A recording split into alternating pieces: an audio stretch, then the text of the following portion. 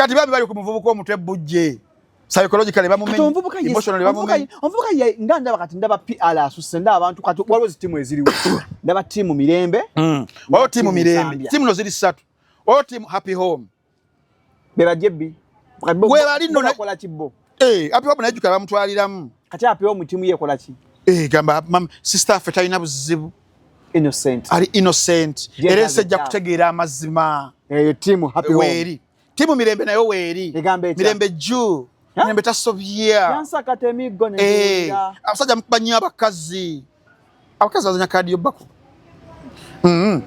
eyansambya nsambya talina tiimu mukwana alina tiimu nze ate nina tiimu gye nnina nsambya fanicha alina tiimu emusaba ssente ka video anambaga mukwaka kakuzanyire ng'aliwo blog omuwama tiktoka ano nansaba odi banneya gwe yali mugagga uno muli eddoboozi lino njamuli omusajja ono ng'asaba nsambye ssente amukolere PR njudde okulya ku ssente z'omukama wange oba nakoma ddi sambya njudde okulya ku ssente zo naye ng'ogamba oti obulamu munnange nze sigenda kugulirira tolowooza nti ogenda kubeera ku sayidi eri obawolereza eddenga malojja n'ombunze nkuwe ssente obireke nedda ate n'ekirala mukyala wange mumujja mu bino bambi mukyala wange ali innocent tabiri nsambya fani kyanga yanukula good life ekintu kyakola kibi okyokuntwala oyogeredde mukazi eyo njala wulira nzo boli wulira good life ed njudde okulya ku ssente z'omukama wange oba nakoma ddi sambya njudde okulya ku ssente zo naye ng'ogamba oti obulamu munnange nze sigenda kugulirira tolowooza nti ogenda kubeera ku sayidi eri obawolereza eddenga malojja n'ombunze nkuwe ssente obireke nedda ate n'ekirala mukyala wange mumujja mu bino bambi mukyala wange ali innocent tabiriimu mwenna muganya okukkiriza nti mami happy home ekintu kyeyakola kibi okyokuntwala ku poliisi okunsiba soogerangako keesi era soogerangako nti mami happy home yantwala ku poliisi yali mwogezi wa poliisi mu Uganda yavayo n'aclarifying omuntu ansiba naye buli ajja gye ndi neŋŋaana okumuwa ssente bwadde eri bali we bamuwa ng'ajjanga nkomerera time will tell ekiseera kijja kutuuka amazima gaveeyo bino si byakwerungiyo oba kugulirira abantu just ekinnuma nti babigaseemu ne mukyala wange ate nga mukyala wange si yali mu luno olutalo luli wakati wange nze ne happy home njagala happy home aleete obujulizi obunnuma nti nze mutheeteringa oba mutiisatiisa soogera naye ku WhatsApp sirina nnamba y'essimu kubirangako obujulizi abujja wambu n'omutheeteringa alyoka ayagale ng'enda eruzira naye mba mwagala era nga simulinaako buzibu mami happy home sisobola kumusonyiwa olw'ekintu kyanjagaliza ekyokugenda eruzira just olw'okuba tulina obutakkaanya nze ne mukyala wange nze ne mukyala wange tusobola okutuula wansi ne tukkaanya tulina famire tulina abasumba tulina abantu ab'enjawulo ne tukkaanya ku butabanguko bwaffe ye yamulemera abeera naye wuwe ekyomutwala ewaka waabwe nti agenda ewaka ate n'atakoma ku ekyo n'alaga mbu alina obusungu bungi n'agenda ku poliisi ampaabire ye nga ne mukyala wange tannampaabirako ku poliisi ye n'agenda ku poliisi ampaabire naye bambi mirembe simwagala mu bino era teri gwe ngenda kuwa ssente bangi baneetoloddeko wano mbawe ssente mbu babeere ku sayidi yange nze saagala kubeera mulungi ekizoke nze kambeere mubi oba akuba bizinesi ya mwana ono piddemu element ya bizinesi oluzira oba akuba bizinesi ya mwana ono. The views and opinions expressed on this channel are those of the individual contributors and do not necessarily reflect the official policy or position of Shalom 256. Any content provided by our contributors is of their own opinion and is intended for informational and entertainment purposes only. We encourage viewers to conduct their own research and consult with qualified professionals before making any decisions based on the information presented on this channel.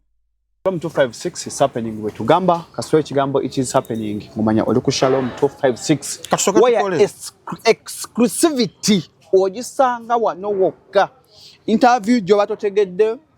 abantu bangi bapapalira mu story nga tebazitegeera olina apapalira mu story apapalira mu copyright apapalira mu gundi olitamanyi kyalina kyategeera tokkiriza kuba mu abo abapala abaluiza ebitabazimbe ebitabagatako Shalom 256 ensonga tuzitema ne tuzikuwa it's mind provoking yaliro naddala so bwoba olina idea ndabye soko gisangulemu omayemu kati oli beginner otandise bupya Mwemba ku sets bakonze kamba bako naffe aba Shalom Health Services doli abasajja sandi wenda kisasa okuda Village Mall bajjanja bisabno Shalom Power bakosa ku masturbation soft directions this time akumacha oyo o Shalom oyo ayongera ku size y'abasajja on 5 rounds and above mwemba maze siddamu ate bichi ebyombo ate ko wamangu kwesona biro akunyamba ne Frank Ntambi weni balukeza atunnyonnyola ensonga ezigenda base ezikoze amawulire ze wetaaga okwiganya warning interview ya lero obwongo obunafunga togatta bulungi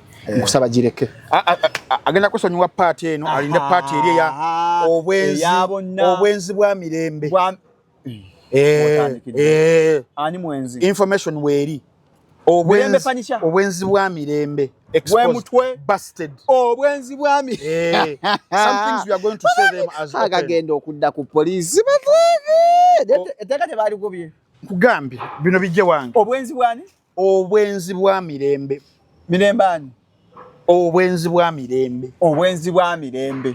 banange ata omunzo olindawo kawa jabanyumira wano ebyogerwa sibya Shalom nga channel oba producer abakozi bayo obula byandoza kiti nomu omugenyi definitely bwino wuno yenna mirembe mwenzi obwenzi bwa mirembe kubwenzi kwatava yagende Nairobi video onozanyira ku bantu banange onozanya tambi ndi ku beiro anti kati bwino wali wano tambi tebakubye musango gwaffe bwino wali wano sawa 8 pm yes Frank Ntambi yes alessa bwino audio kansoke mbado kasampo akamalobozi babuloga bamwe abasaba abantu sente kampulirize bulungi batte story soko bulungi ulira ani oyo mbo king of duet sente zo mukama wange king of duet obonna komadi ulira sande ndo kule kusendezo asaba nsambya sente aleme muogera ko shonga ategenda kuwoma bamwe abe munyamba king of duet king of shonga egenda kuwoma nabagamba your story matters Shalom 256 sawa Billy Frank Ntambi weni balukeza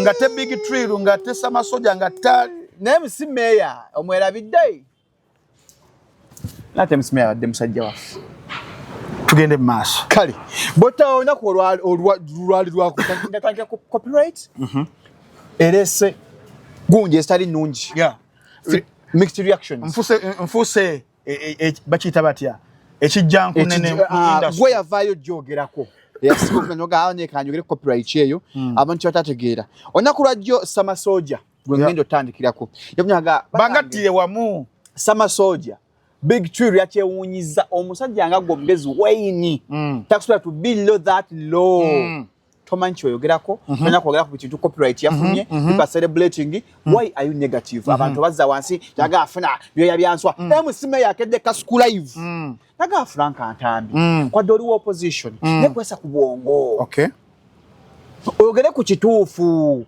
amendment bill amuyimbi agenda kutogamba mbo nawe example Wyke Benda Hudaman Basiru Ntambi basinga amagezi nenga Ntambi batufa abantu abo Ntambi always negative Eddie Kenza achieved that's a milestone fenga fa bakwesa omutimbagana abayiyi creatives Ntambi otukakanya twawadde byo yabyanswa kanseke episode ba sponsor bank kwasidda ngina na kutuyana geno funira yo katawula lero Ntambi obutunda geno funira tawulo obutunda tawulo kalo jireke banfunira amazi kakati one bagende ku munno wacha subscribing mitwale 3 ja Uganda kula filmu za bavijezi ba Uganda bona bali oko funa mitwale 3 gula account osobola kufuna pass an application ku iOS oba ku Play Store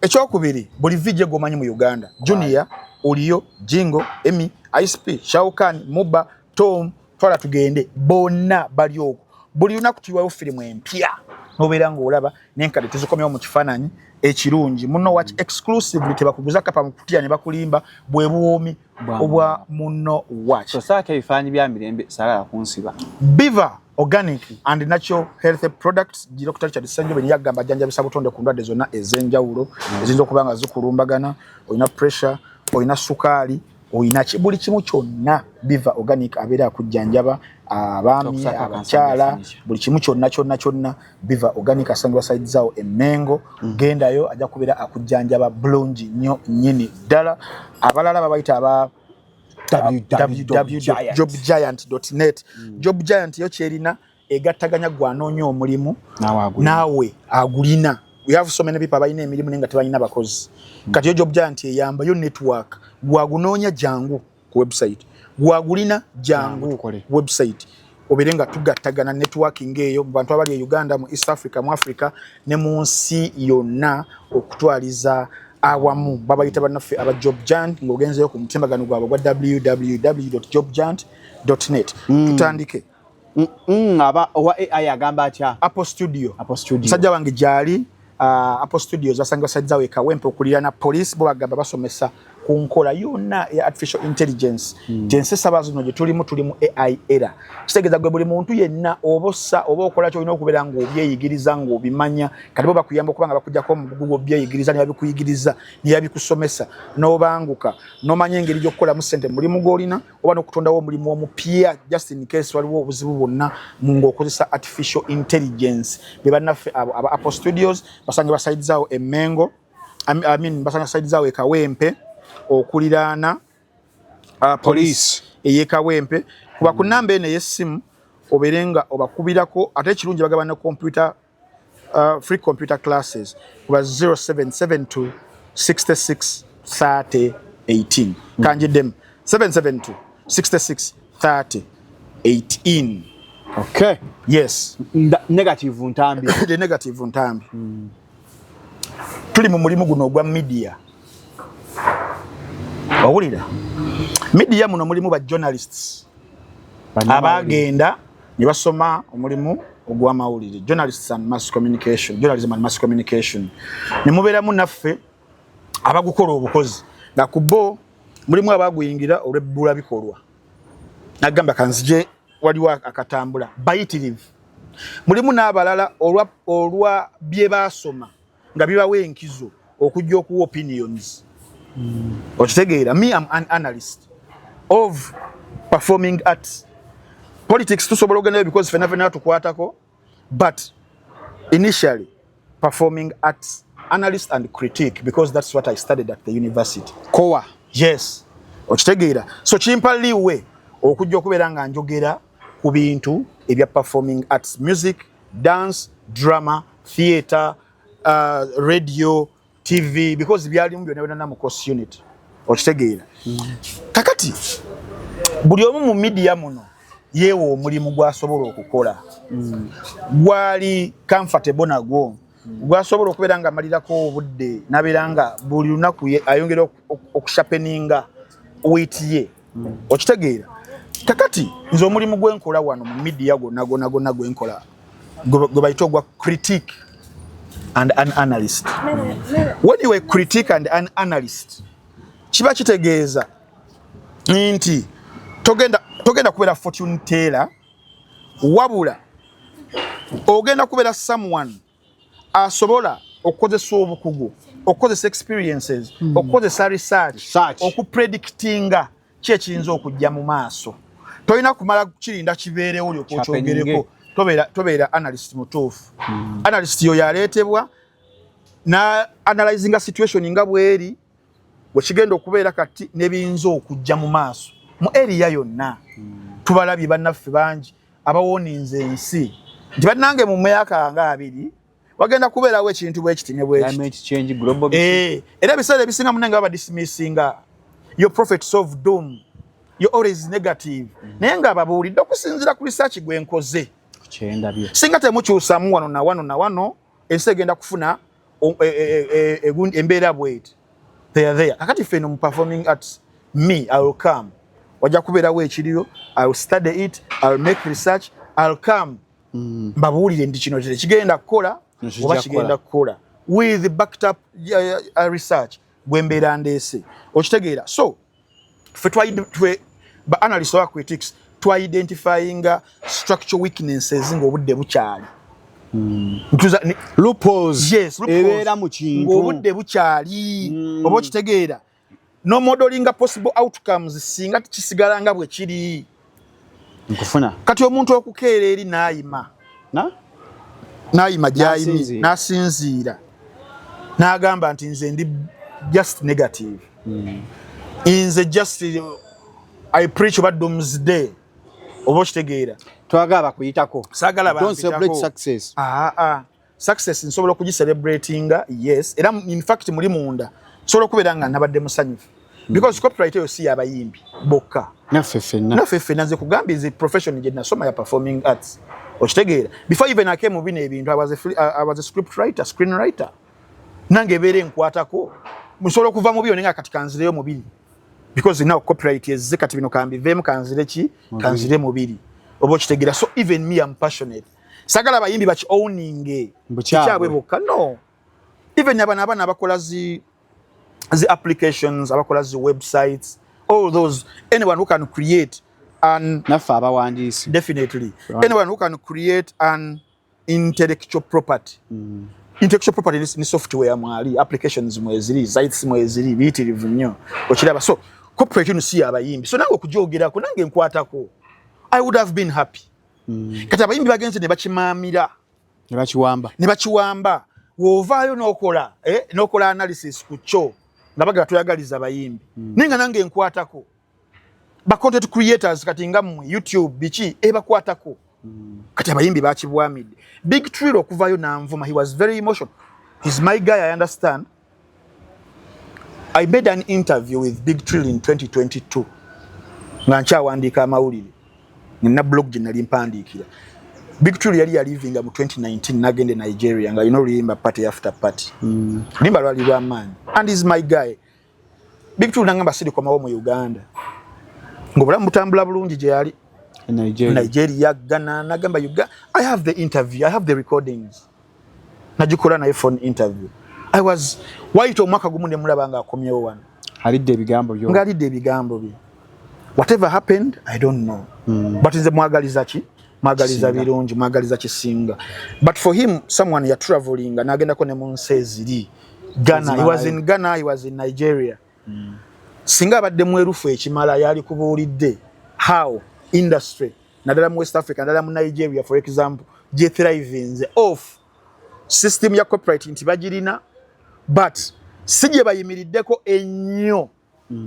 But waliwo ebirala bibatandikawo, waliwo infrastructure eyazimbibwa esobola okubeera nga ewanirira omuyimbi, esobola okubeera nga ereeta investors mu ggwanga lya Nigeria bainvestinga mu bayimbi nabeera nga bakola ki babajjamu biyitirivu nnyo nnyo. The things I noted yesterday mu show gye nakoze ne Mwami Kasuku okitegeera. So Big Trill yali badde mu position eri much better okumanya n'ategeera nagamba yes copyright esobola okubeera wonga efaanana bulungi nnyo nga kiki osinga okumanya kifaanana obulungi mu nsi ennyonyi ennyanga weebale nnyo nebeera efaanana bweti. But si kwegamba si ekintu ekiri awo ky'oyinza okugamba nti ketufunye kino bannanga obugaggabuze kubanga ne mu nsi ezirina copyright ey'amaanyi ne mu nsi ezirina infrastructures ezikabinga piracy for example empitirivu ennyo but still nabo balina ebizibu byabwe ne copyrights zaabwe, balina ebizibu ne CMOs zaabwe n'ebirala naye balina ebirala aside boye bagamba katusetinge bino regardless of copyright weeri oba teriiwo oba bagitaddemu obutuli oba weeri oba biki bino bigenda sigala bitambula. That is what is happening in Nigeria. Tebakulimba lunaku n'olumu mbuno it has been the copyright law that has made the Nigerians thrive. No, it hasn't. I'm not saying nti terina mugaso. No, it has. Abantu kibatanfunye bulungi.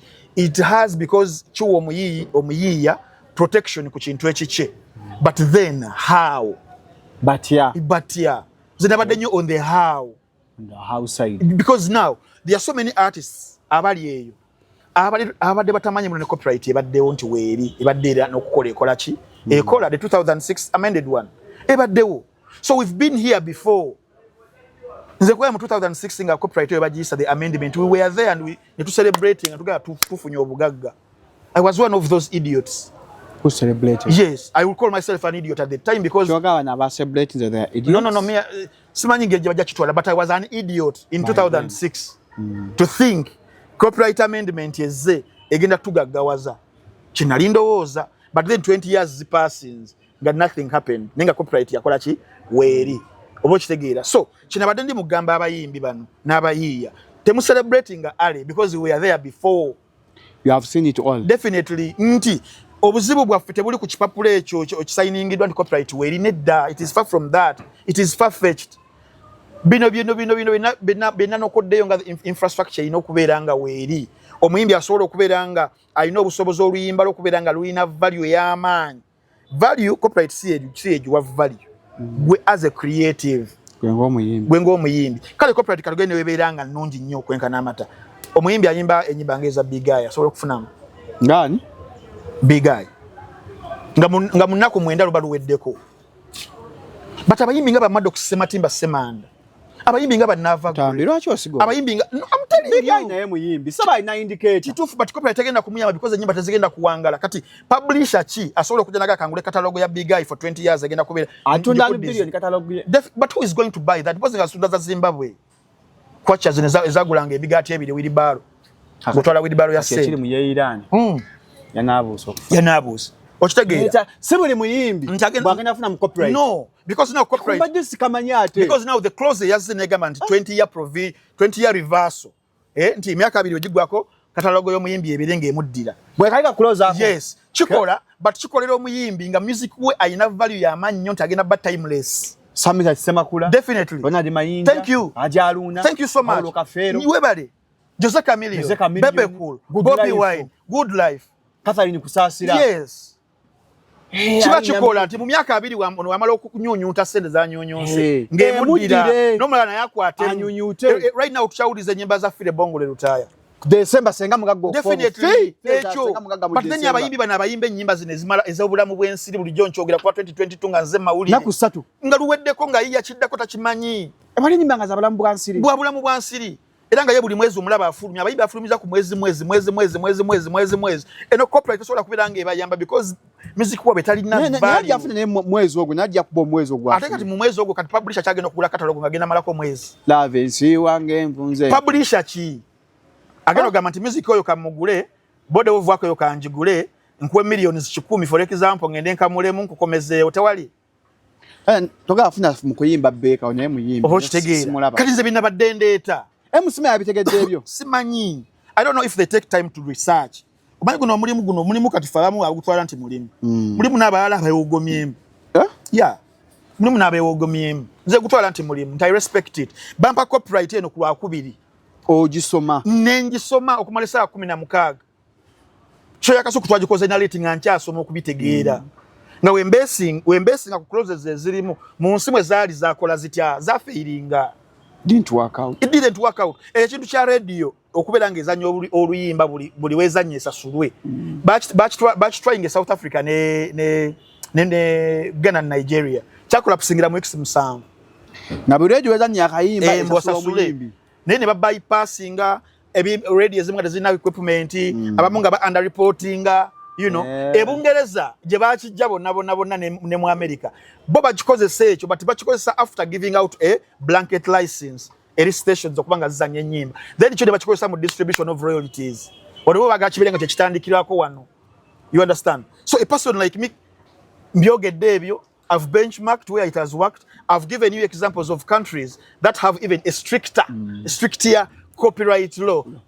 Esinga n'eyaffe. Ninga bali mu kudaaga abayimbi tebalina wadde 10. Nendeeta ensonga lwaki tebalina ssente because tebabuildinga infrastructure. Nendeeta ekintu ekirala ekiri logical. The government ya Mwami Museveni webeera nga gye mwesiguliddeko okubazimbira that infrastructure. Mulimba. Mugaggawale. Mubeere independent. Nga ye muntu omu. Mu myaka 5 egiyise yakaspendinga over 50 billion in his patronage system okwasa ku side ye mu mukubire Kyagulanyi. Omuyimbi wanabeera independent nga asobola okwefulira billion buli mwezi nga infrastructure azikuzimbidde. Wanaba yagala mu 2031 okujja ku campaign ono ogenda really. Now that was logic about patronage politics, how it plays. And I said now that copyright, before you kusanyuka, right now, as per what is there, it is going to be symbolic. Symbolic. What they are called, there are some what ceremony. Are called, yes, ceremonial or symbolic legislations. Nebajibawa mu 2023 batukasukire ya banafa ababikokojo netusanyuka kyekyo finally but okuva 2022 epitekere we lyafuluma takwatangayo okwata tukwali baddawo. Now the device is rampant takati byeyongedde discussions online mwana akula nyamukwana yes mabala je tubeera je tuwangalira kyeyongera bweyongedde yes now it was symbolic kugamba bano bashalom bana abaganda abedda musanyuke akikozi. You understand? There have been so many symbolic laws. Why would you celebrate for just a law ya copyrighting efulumye ngeno balina lebajeyo ya computer misuse for example ndine bali fulumiza mu 2022 bansale ko basanyuka but after 4 years livuddewo choka copyright ya sola bacha so research by sort of copyright bagina basori challenging as per what I had yesterday. I had some meetings, 2 meetings, high level. I had them. Bagina dicha. As soon as Mami 7 signs assents on it, after 2 days or 3, Bagina did to Alam Constitutional Court. Copyright law for some provisions. Munongo sereza. Yes, baja obuwairo obumu. Bano we batademu ate be basanyukidde. Ngabano tebafudde because your parliament efayo. Ye genda kuyisa ye isiza. Then it is upon other people kulaba nga buli mwe ebirumidde netwala mu court mu constitutional either ne baja mu provisions oba ne balijjawo ikuba ya computer misuse balijjewo eriya banafu abebikukujju baja mu provisions zimu bwana obaba wabira eriya social media tax oba exercise duty tax 2018 balijjawo tebalijjawo what tibamujjawo balijjawo ne bana sura OTT wiya Facebook teko you just baji bypassing ne walingo olina okusasula but boluwa abasanyuka nga yakayita but balijjawo. So me where I come from, my school of thought is don't celebrate early. Ntambi school because of thought. We've been there. Ntambi theory. Katolinga atulinga email big trill. I'm myopic. Ndi myopic. Olabira kumpi. Ndi ndabira kumpi. Ninga nkulengeredde kyewala nga wetabaga mu 2022 ntakate ligenda kola libenda dijjawo. One of my first shows. Then yali copyright yali computer misuse act. Era abali oba big trill ne banvuma. Muvuma nyo ba blogger kalijje but balijjewo. Kati nzo omulimu gwange is to identify structural weaknesses nenzireta the loopholes nimbagamba tiligenda kubeera nga likola kirikola sina kumala kulinda events happening sigenda kumala kulinda abayimbi babeere nga ate bali mu kwekalakasa enforcement teri nenga nakibagamba. I was a copyright inspector under a CMA called UFMI of film in 2016 2017 fabagena ku ground okusoloza licenses eza libraries nyengo mwana akunyiga ekikoni nagaba nange embeera mbi inspector nakunyiga ekyesatu oba ekyebiri. You understand? Nibo nabagambye nti ba inspector bagenda ku monitoring radios TVs na mabala nga tukyalina vice ya corruption. Do you think it is going to work? Kati wembanga nzijeyo ebintu ngeyo nembireeta gwe no email abantu babeerako nabuzibu. So you should just appreciate muli mu industry omuli abantu abatagenda better PR machines. Me I can never sell my head na chikugamba. Sigenda better PR machine nti njogerere because waliwo abayimbi benjagala bampeyoko ku sente. No. Eddie is my hobby. He's my guy. Shiba is my mukwano gwange. Beba kulembedde ekintu ekyo. I would have been like her. Ne Shiba nawulira atyanga njogera bwenti. But teriyo muntu ayagala muntu nga yes. Yes. But they can move Choko mukwatu manya agamba kitamuvuma. Okay. Hello. Bambi esimu njinyize bizerinda. Waliwo nyoko. Sorry mama tubaddewa. Looking for loopholes ngaga wali mu banyo nnyo. Definitely. Shalom. Ojukira attacks za September 11. Ezo mu America. Before 2011 2001 nga bamazo kuba intelligence analysts mu FBI ne CIA ebawoninga bakola reports nyingi kwa Al-Qaeda nti waliwo akabina kaba terrorists kemino kuberanga mujira. And then before you know warnings ezo ne bazisaamu amaaso ne kijja 2008 the financial crisis gwalo kyali mwana muto fe twagiri mu ko wano waliwo ne TV gye bagala cable TV gye bali bayita GTV because of those the financial crisis. Definitely. But analysts economics, the economics bali bamala dokuoninga like 4 years ago. bwe mutatereza kino mugenda mu economic crisis kibaita economic crunch. COVID gitwakavamu 19 the pandemic. Abasawo bali bawoninga dda, health experts and analysts nga batuwoninga dda ne tugaana okubeera nga tuwulira ne bijja. You understand? Genocide ye Rwanda bawoninga, UN officials ni analysts bawoninga nti ethnic tension eno eya Tutsis ne Hutus ebugumye bannange ekigenda okuvamu kigenda kubeera kitta abantu. But era weba bantambi b'ebiseera ebyo bakwatibwa magala kuteekawo bunkenge basiga obukyali. But then after ne kibeerawo okitegeera, and so many disasters ezibaddewo mu nsi zibawoninzeeko. N'olwensonga eyo baganda bange abayimbi abayiiya, in fact tugambe bayiiya because abayimbi kati bakyefuza ekintu era bebakola commentary nti ntambi mubi tayagaliza ali negative bakitamogera ku byammwe because ebitya so tuliyanga ffe togere ku byaffe but naffe copyright etukwatako eno gye tuli okitegeera. So nze sagala kubeera emotional kuvuma, nze nzijayo substance okitegeera. Now that is where I came from. Nti ebyaddala okusinziira what I laid on paper baba wadde byoya byanswa. As for now, unless something changes or unless you do this, because never wadde kikoloni ddagala weba yitawa no mwe mukole kino, but the idiots, the fools, the lumpens, the shitholes are they abusing Frank Ntambi Wayne Barokeza. Fuck off. Tumaze wao so komyo kumaze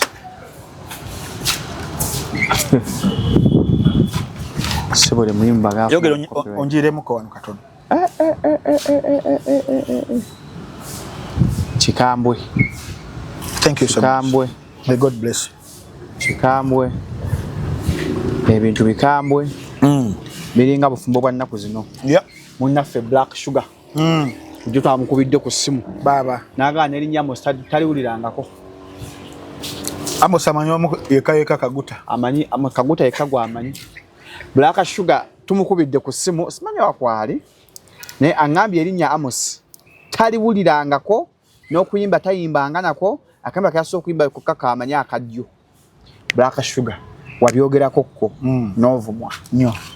Naga Ntambi nga tonna yambuka ndi wano ndine Frank Ntambi uchine wala ndi mkwamka uchine oli alina tuli kumpewo wanene Frank Ntambi wanje tuli wano kumpewo kushala mu 256 ne Frank nga mugato yankonya lye bayita Amos omanyi Amos Kaguta yekka.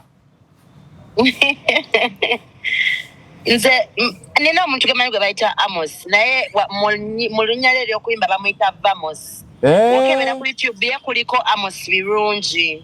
Ate Amos Rovins? Nedda. Tomuwulirangako? Nensobola buza Vamos oba yakisiza erinnya. Baba. Ne Sugar sebo nenjogera ku nsonga zo ne mugala tetwagaliza tubalwana. Ntambi. When nali njogera nawe nakugamba ki? Nakugamba people fight. Naye abantu bange nali sibasuubira kuvaayo we bakikubanga olaba bino ebintu mawulire kati era like kiba kikubanze naye kati we manze nkyeyogeredde awo bane go ahead. Naye twakuwoninga. Ntukugamba topapa mwannyinaze. Twagamba Sugar mwannyinaze. Topapa kwagala musajja otyo. Embulirire ekyo volaba. Tefa yonna. Sugar kana akayimba akamanyi. Naye abakazi kitubonyabonya butayiga. Topapira musajja otyo. Mala kubula Ntambi mukwatirawo nzijawo. Tugende antwale out. Kiwedde. Tukuliza we tuli. Bya Sugar relationship yaweddewo. Kata kyali Sugar aliso. Nabe engalo. Wabyo yankufukirire wano. Twabyogera wano. Nayogera nengambo oyo Amos. Nempandika. Nakubira kato switch. Bijeyo. Amos engeri jafaana wani Bisaka. Tayinza wanga. Nembagamba omwana abadde nga abeereta hireni irani. Nengamba relationship oyo buddugavu bususse ina nga black sheep affairs so much darkness in one relationship. To sister kete kyayogedde. Katika na mazo kunava. Togamba ekiganye ku obuddugavu badde bungi so much darkness. Enzikizanga nyingi. Omwami muddugavu alinga nzizi. Yo omukyala muddugavu alinga nziro. Omukumu alina okubanga agiramu. Temusobola stand videos kwate okusaide. Na. Chagambye analyst anticipates. Yes. Foresees. Definitely. What's going to happen in the future? Definitely. We foresaw. Definitely. Ngati tujja kuwangala. Sabato tuna mungalo. Ngalo ngendo kunaba engalo mu 2029 nga bayimbi atabalizemu kwekalakasa. Enforcement eriwa. Nganze naba mungalo. Black Sugar, what might have gone wrong? I don't know, but it's a general problem right now in most of the marriages. Zabavubuka. Ezabavubuka sina baserebu bokka. Lakwati baserebu betusobola okumanyako eno nti ensonga za ntambi zize ne bazoogerako ezagundi zize ne bazoogerako but abafumbo b'ennaku zino naddala mu bavubuka shit is hard. Very, very, very difficult, very, very hard. That's why cases of single parents are rampant. They're on the rise. Very, very high, more than some 30 years ago. Okitegeera lwaki single parent beyongedde. Yes, waliwo generational gap eriwo and the moral breakdown, moral erosion of biki ebyayambako bakadde baffe okuwangaza obufumbo bwe bwanywerera nga walingawo structures ezayitwanga muntu mba mufunye obutakkaanya ntambi ne mukyalawo ntambi asobola ogendako ewa kkojja asobola ogendako ewasenga w'omuwala ne wabeerawo ne kati ebinona bya breaking down nti omuntu obeera mu nso obeera mu kizibu kyo nga tolina gwakukibuulira tolina gwakukyeyabiza n'omuwala bw'atyo and then before you know because conflicting kyo kiri nakyo mu bufumbo bwonna ne bazadde baffe balinanga conflict kufunamu obutakkaanya balinanga ne thara beatings bono okuba kuba bakubangana nnyo but then balinanga ebyabazanga fe wano ku mulundi guno n'okuli physical sina kungi nnyo ng'ogyeko mu cases ki ezimu naye buli side omusajja ajjukira ffe mu butonde bwaffe we are meant to be here superior than women subordinates as even God said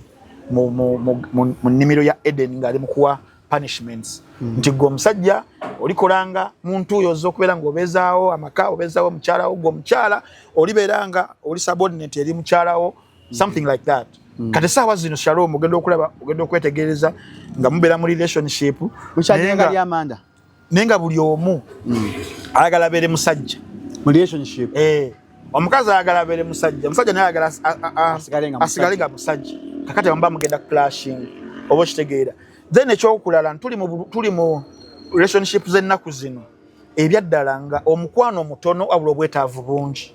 There is no love but the necessity ebyetaago the needs obwetaavu bungi ku mukwano kyova olaba nti buli muwala ebitundu nga 9 ku buli 10 essaawa zino singa ogenda ku Shalom 256 nosaako opinion poll wali notekayo n'obuuza nti no what kind of man would you want to have? A providing man, yes. A caring man, yes. A man who gives money, definitely. A giver, yes. A romantic man, yes. And abantu baleke Dubai. Romantic ino bitono bili about finances. Kati needs omusajja alina emmotoka, omusajja alina ennyumba, omusajja alina kwakana kuliko millions 5, omusajja avuga Range Rover, kati ne mu mmotoka kati batandise n'okwawulamu.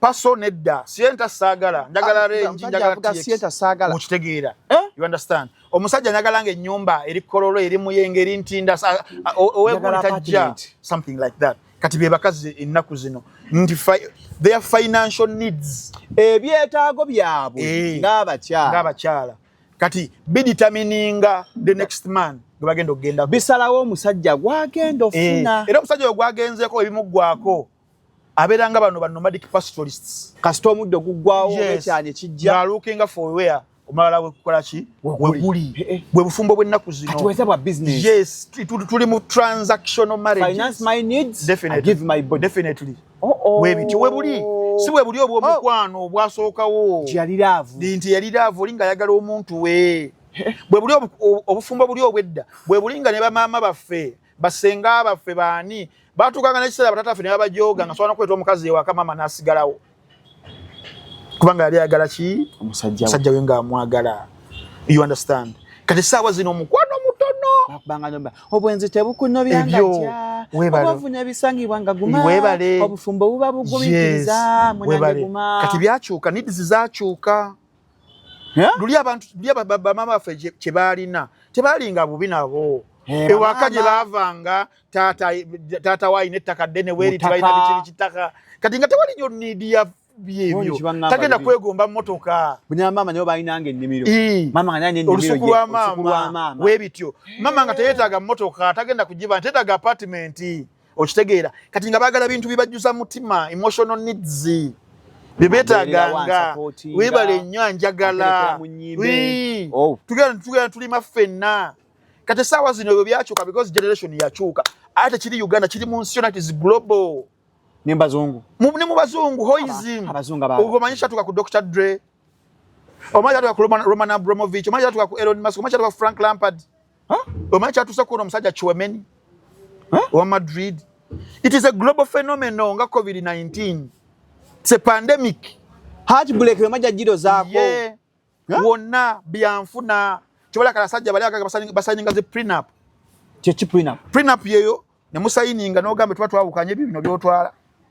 Oba totwala prenup agreements. Kasito mukazi ajikiriza. Yes, musolo gisayininga ntayina kyatwala oba ne mukanya kubiyana atwala. Twagala ne senga twawukana. Biogendo twala. Yes. Yakwa 20% of what I've gotten nawe. Yes. Awanyange I'm going for prenup. Ekyo nchagadde. Oba tweyagadde bweyagaziwe twawukana tewali kokola ki? Teri bien kwaddeko nga relationship byebibyo. Bwe twawukana tekyo twala. Because prenup agreements zinebika. Njagadde. Ni wonna kyekyo. Katonda mu ggwanga lya Uganda koma okwo wano mu context abantu baberenga bategeera nti omukwano tegukyawangaala olw'ensonga tetugujjaamu lwakwagala. But our needs. Yes. Nti ebyetaago by'omukyala bibiditamininga bunawangala bbanga they don't love you but they love what you can provide to them. Tebikyaliko bino omanyi waliwo stage eri endala some 15 years ago nga bawala bagamba njagala Hank. I know tall dark man. Mukwano n'obeera ng'oli dark ng'olinga Idris Elba ng'oli muwanvu olinga Peter Crouch n'oba mweru nga ali muzungu weebale nnyo nga tolina ssente gomanyi okuba ali muzungu kwaliko si mweru kale ye mweru nti mukulumu naye ali muzungu ku bulungi bwaliko musajja watu tiyali bonyebonye na mukwano naye obwavu kyobola musajja watu agenda ku meza nazina nateekamu ekinu nazina ne mukwano gwange ono waki ziwa ne musomesa Oluganda nabanoonya ssente basajja batu kulasha ali muzungu mami ani mamamu yanyo omukyala gwabeera naye ani damamu mukyala damamu. Yes. Kati awo mukwano gwange weguli baagala basajja bamutonga bakasuku kyakula bubi neki kasai banga ina sente tebikyali kundabika tebikyali kuntunula newobeera oli mulema as long as you have paper money. The moment you don't have paper mula you don't have mula sente alla daisi toke muwogo yakola obufumbo nobango oyimba ngolinga kidepo tombulira mbwa ya kidepo namusanga ku Papa's Sport Rich Depo nemuga kidepo do tuwa hiti endala ngabo yakuweerwa ngabo yakuweerwa kakati mukwalo kage Shalom muchita kufa abasajja tutuka nafe ne tukoowa ngokoyo kunyunyuta because kalinzo omukazi sigena magala ko finances for example njagala nzijulirize my emotional emptiness endimu kati jukira omukazi tuka mutuka ne mweko nawe mutu notegera omukazi kyakwagalako nogwamu amaanyi nogamba kati njagala ko byange abala nomulaba ojukira mwamu Kyagulanyi yakagamba case kali mwembala mbatunulya nembalaba ngagamba NBS ojukira akantu kanafu abasajja ku side eno otunulira omuwala naleta yani salad zinazikuwa ku macha nengo okeneka nogamba onombo mvumbwa njagala kweli ono bino biveewo kwavwale muke wiki olabe the true colors of a real woman okitegeera kakati awo relationship tezikyawangala kyovala bante saba zino buli musajja gola buli muvubuka gola bafa kimu kastanfunayo omwana kastanzala yo byabiri mu akede mu kibuga mu apartment kastanzala yo omwana wo mbabiri kite nga yakolera bibye yezimbira ennyumba ye nejire naba musanyulye ngali bogwa bwomu nalabirira abaana be kasabira nga balabirira naye mbuno mukwano ogo tuyiyeyo tunalelelele tukadiwe fenna tukote obukozo kota mugalu monde tekisoboka ndambya nya uchaya love ngoyina obusungu ku love because I was there before you're not in love I was there before and I told you that nze inkola yange ya kizungu I fell out of love kugwako enzigwako nentunulire embwa have you cleared nentunulire embwa ngembwa tenjagala nganze akwagala ko byolina bye nino oba kyendi kujja mulangiranga business nga tozo obwerere nyoko kakati love by the way love sijivangako naite matenne mazamu No, the times I've talked about that, you're negative about relationships working out. Abantu bakyala nakolako n'okwanjula. Zenchimanyi? Abantu tebakimanyi. Wakolako emikolo. Definitely. So zibino sibogera nti because but I was there. I'm telling you these things through experiences of so many women. Abamenye emitima. Abakyala abamenye emitima. Banji. Bawerako nga babiri basatu. Omenye ko omutima. Ene ekiri ene ku Nsambya road. Kisamba mugudu baka kisamba ki? Mukutu Atira kyogera cha. Kiri ku Nsambya road. Kifumbya mutuku. Kifumbya mukutu. Baku Nsambya hospital. Oyambuka bwoki. Ocha ku radio Maria. Ku Nsambya Sapiensia. Ku Nsambya furniture clear ku Nsambya furniture. Wow. Kiri ku Nsambya furniture sifanishinga. Tabikwa dakola story. Yeah. Eya Nsambya furniture. Ekuta wasine waggulu ne mirembe. Ntambi. Onao akapya. Kwa hivyo nabyogedde yinzo bivirako omukyala obanga yakyagala baawe n'omwami banga kyagala mukyala ng'akisudde omukyala kyamwagalako ntambi ekisokera ddala kyannako abantu abali mu story eno bonna ababiri bakwano bange I will mention names. Story eno saga eno y'amaanyi Shalom. Saga ya mirembe n'Ensambya y'amaanyi. Kubanga this is the kind of couple ebadde kulunga balafu. Ojukira couple ya Brad Pitt ne Angelina Jolie. Je twegombanga. Which kind of couple do you sugar ne Ames? Eya Black Sugar ne Amos. Ebadde Black Sheep affair.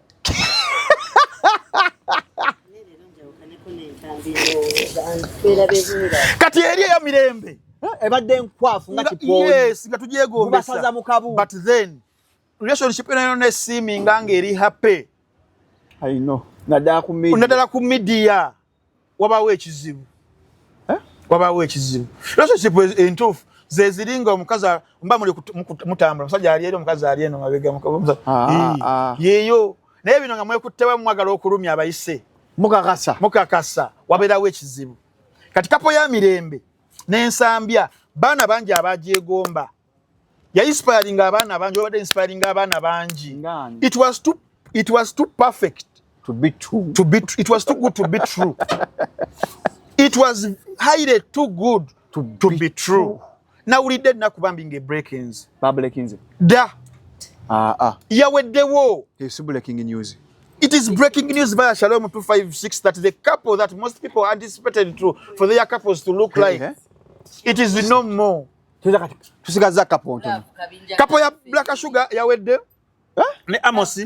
Couple ya mirembe ne gundi yawedde. There is no new couple. Shalom ne mami dede nfaba kuto mutimbagano. Faba kyaliwo. Mwabali wataya mu yaddala. Ntuufu.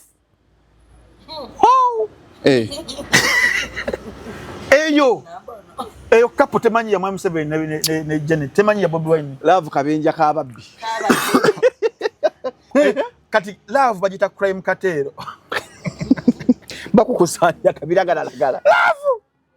Ojikwanga lusula. Chikasi chatu kimirembe bambi ng'okiraba. Bambi ne kikunyumira. Bakimenya omutima. Kibamenya omutima.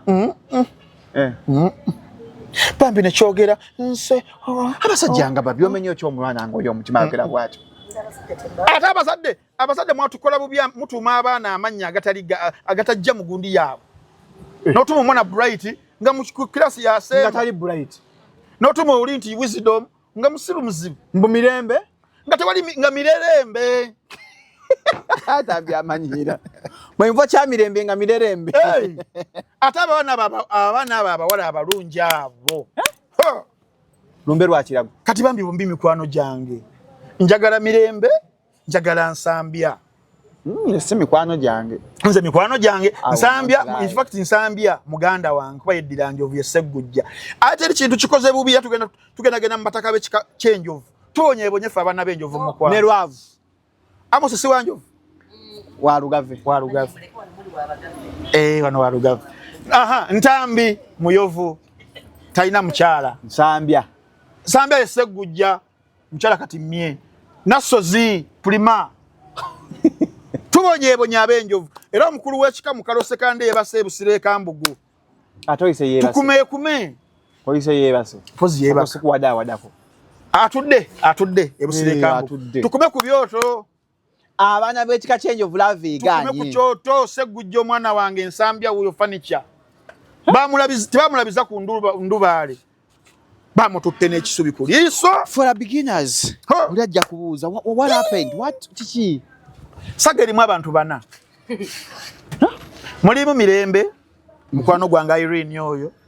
Mulimu Nsambya Segujja. Mulimu omukyala Nambi Gatuluda. Domanyi nga Lydia ba happy home. Gertrude Nambi. Happy home akola ki? Aina makagala. Kati happy home aina baga mwita Simon. Si Simon Kagwanjala.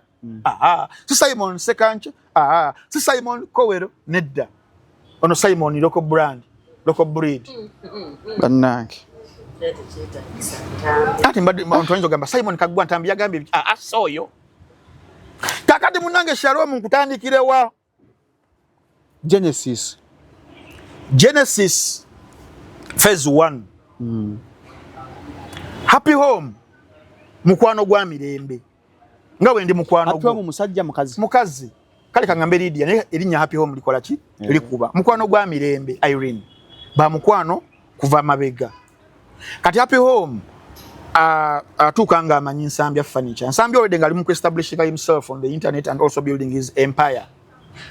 Kati munange happy home ngakuba munaka ama Mirembe twali vubuka eto. Lina kola bubi. Kati ayunga broker. Munsendere. Matchmaker. Yes, matchmaker. Najukira wano mu bana babiri omukazi asinga omusajja emyaka. Kakati emyaka si kyekikulu kubanga bagamba age is just a number.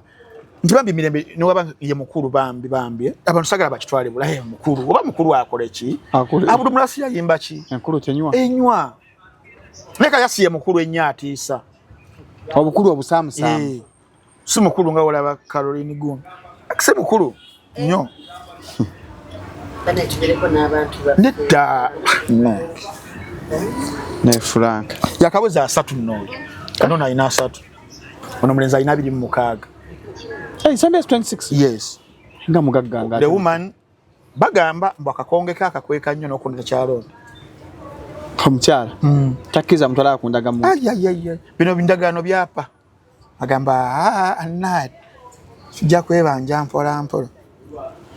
Kakati munange gwa mukwano ogutandikanga gwa broker gwa kibroker bano ne beeyagala ne bagenda mukwano ne babiranga bakola ki nga beeyagala. We beeyagala batukanye bagata ne business. Twagenda wawe Nsambya twagenda tukolera uchono anko tumye twalawo. Yes. Kakati omukwano ogwo ne gunyinyitira nenga guli very optical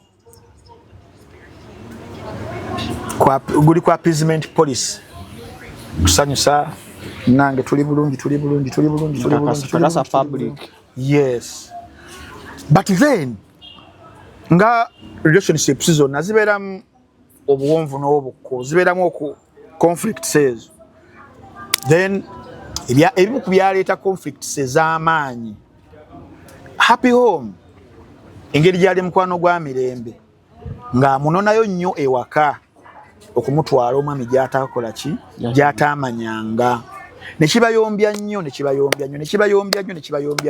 naye mu ku vidiyo gye nfunye olunaku olwaleero njajja kusharinga nto giteekayo nga yali Uber nga mwamukyala Mirembe atudde wano mu maaso emabega waliyo happy home Nsambya abasanze nga bagenda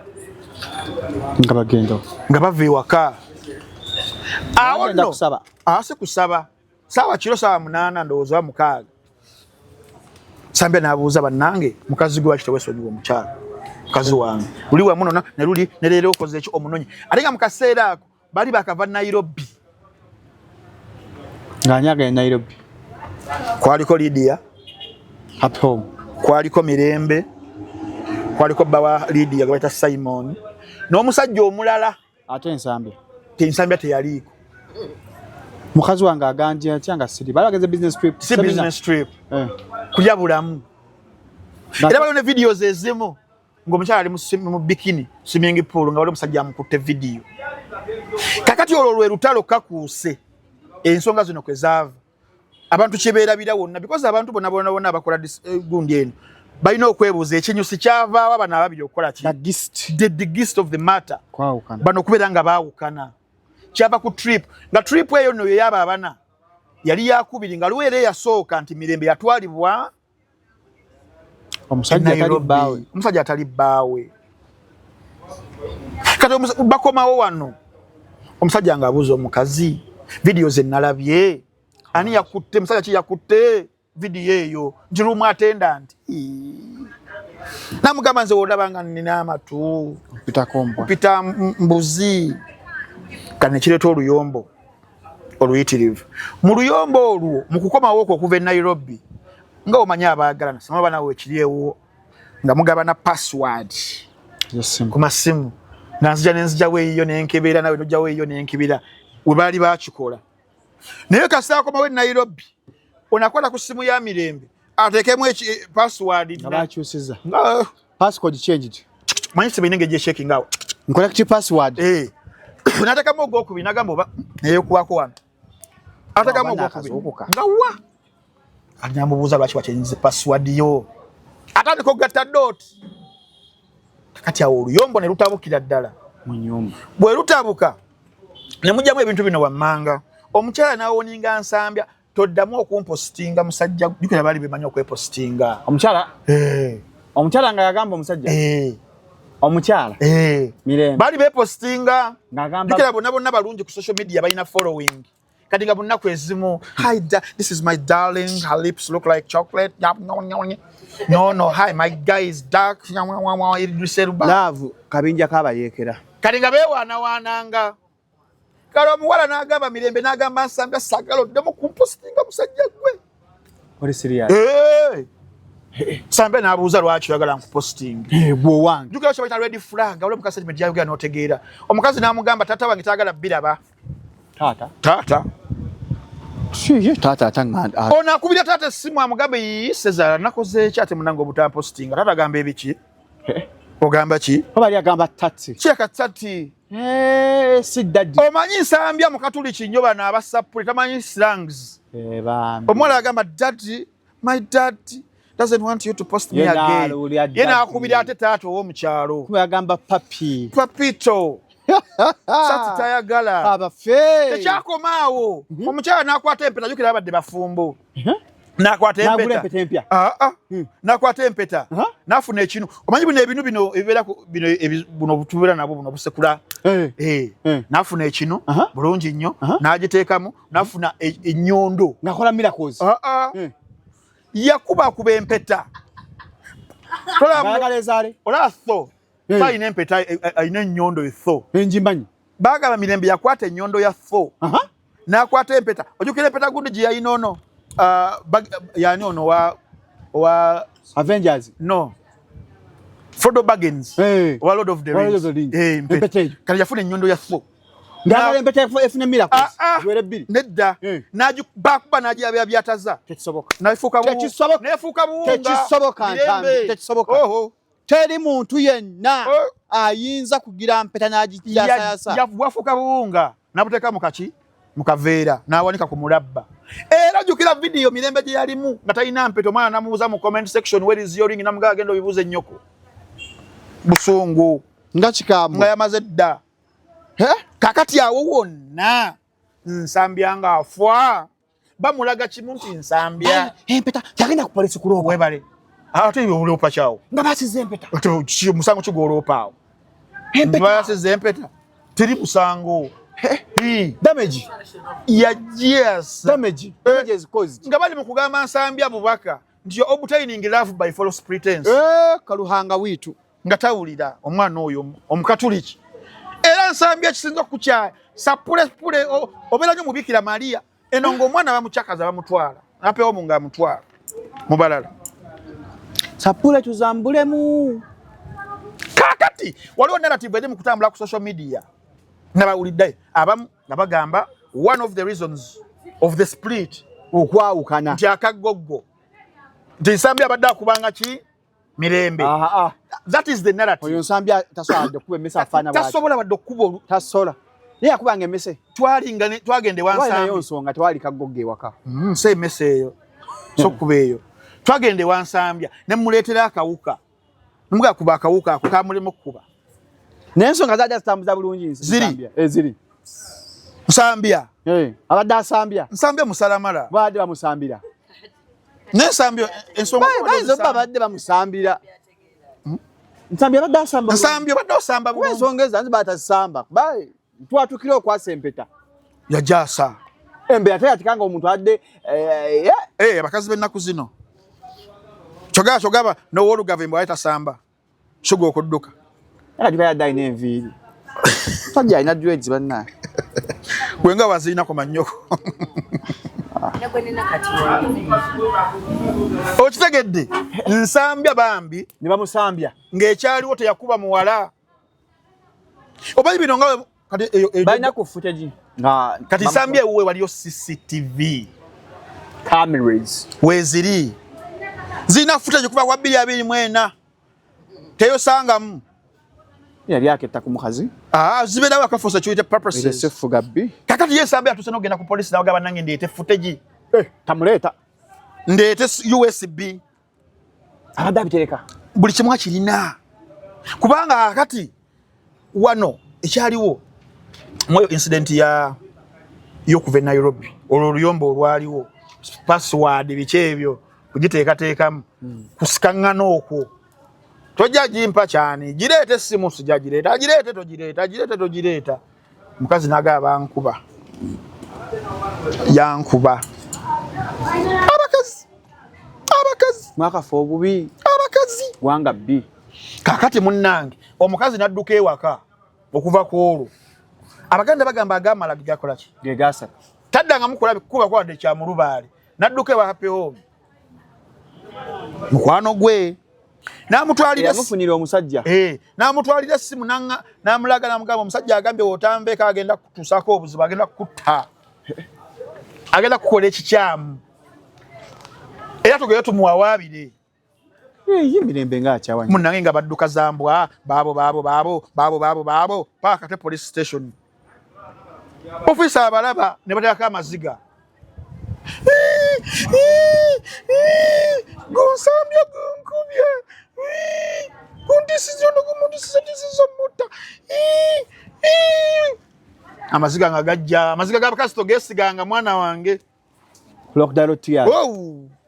kafande ate zibadde ki Dwecha buzibu ki zogamba ono nsambya ono gudulaba gudikto yagukubye nawe yagudisizo kuta ziwandiike bwano statement ne bawandika statement munnange eya threatening violence nga complainant yani happy home witness yani mirembe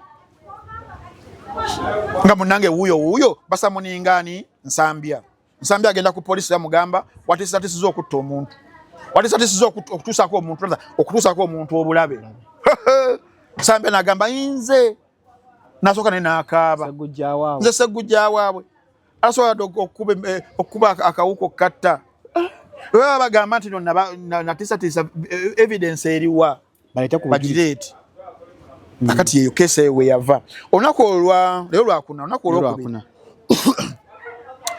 amyuka omwogezi wa polisi ya Uganda ne amyuka omwogezi wa Kampala bendo lya Kampala omwami Luko Wesigire yawandika statement n'agamba nayogera nti bano ba reportinga yesu nti happy home yerinya lyani Nambi Gertrude ya reporting omusango ogwa inciting violence era yajja ne mukwano gwe naye twabagamba bajje balete obujulizi musawo gende maaso tebabuleta nakati tebabuletanga n'olwensonga eyo nti omusange saawa wena guyinza okugobwa okitegeera kakati mwanattu eya password mbikubuulire byayita obuzibu trip ye Nairobi ebbiri omwali omusajja omulala tali nsambya nzikubuulidde ogamba obutamu postinga mbikubuulidde okwasa empeta nkubuulidde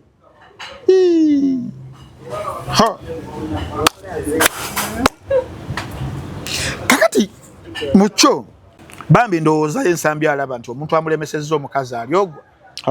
Happy home ya mulemesezza omukazi. Abagasomera mu baasaba Black Sugar bo bagamba nti oba Happy home yaloga mirembe aleme muvaako inga mwesibako nnyo. Nga mukazi aloga mukazi munne. Ng'amulogera. Kigambibwa mbu yamuzimbira ennyumba. Ani yazimbira? Mbu mirembe yazimbira Happy home ennyumba ba Black Sugar babyogereyo ku TikTok. Ng'amuzimbira ennyumba yaki? Kandi kuseekuulira nze nabibeera mu nze kanga bamvu. Ng'amuzimbira yaki? Ng'amuzimbira yaki? Nga mukwano gwe. Nga mukwano gwe. Kati mbwali obsessed nnyo. Ndi Happy home ali obsessed nnyo kuba n'emirembe than mirembe okuba ne bba. Abaana bamusoke. Sikiwa. Naye naku tulina ojuko omuzanyi gwe bayita omuzanyi gwe bayita Santi Kazola Mwasen. Kicho omumanyiko ennyo. Yazanyisanga amagulu abiri. Kati abaana ab'obuwala ab'ennaku zino babayita ba Santi Kazola. Bazanyisa amagulu abiri. Kono akufulira Osmani Dembele. Bwamu. Kukona kuba left. Kudyo nakuba.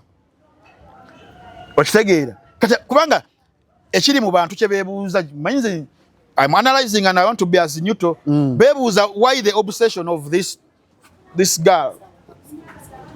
Kikyagaze nnyo ono. Naye ate ekyo wokireka ebbali. Waliwo otukalaavu nga falling out of love. Me I believe Mirembe might have fallen out of love with the man. And the man Nsambia is still obsessed with the woman. There is no way you can tell me that woman went to Nairobi for the first time. Mu bya infidelity. Ngomusajja waga. Nati obwenzi in Nairobi, those two trips. There is no way you can tell me nti omukazi yayenda ogusooka we Nairobi.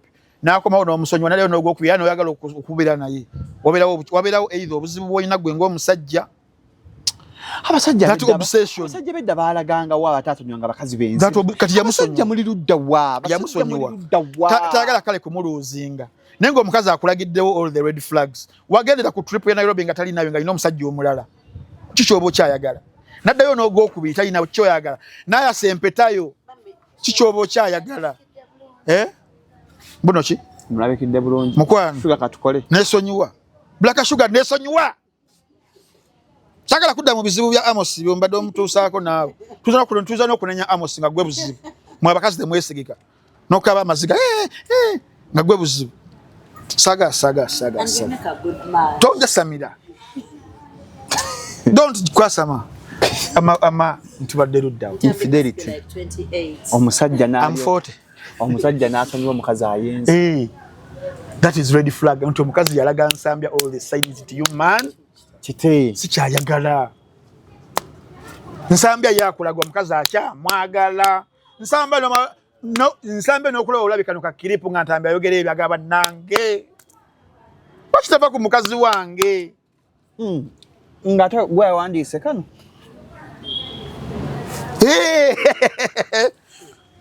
Owafi. Ono bwina ate nga nawandiise muyitirivu. Wino mungi. Kaakati obuzibu.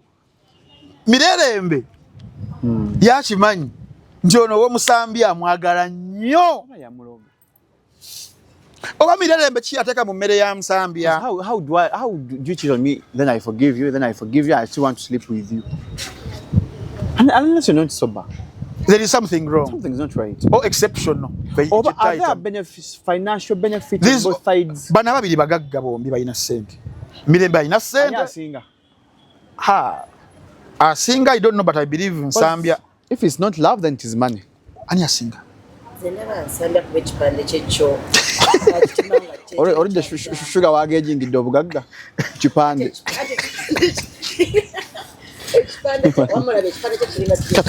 Ekipande kwagejingidde.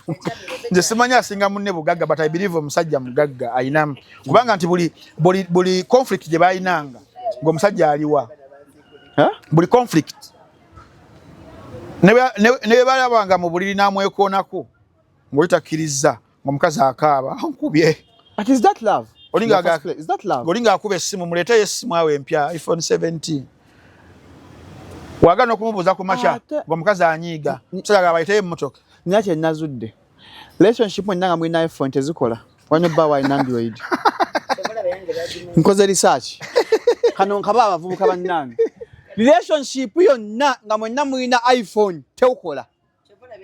relationship okola ino baba na Android kyetegereza kati obufumbo bw'abato bana ababiri buge asibato omuto ntambi obufumbo bw'omuto omu ntambi abato obufumbo bw'abato ntambi abato ani omukazi eddoboozi oliwulira kulumu alinga ali mu ssabo ekkulu eddoboozi kkulu mukwano agemeka basudde kamanyi fani byage pirisira efani byagenda okuddanga lyo kkulu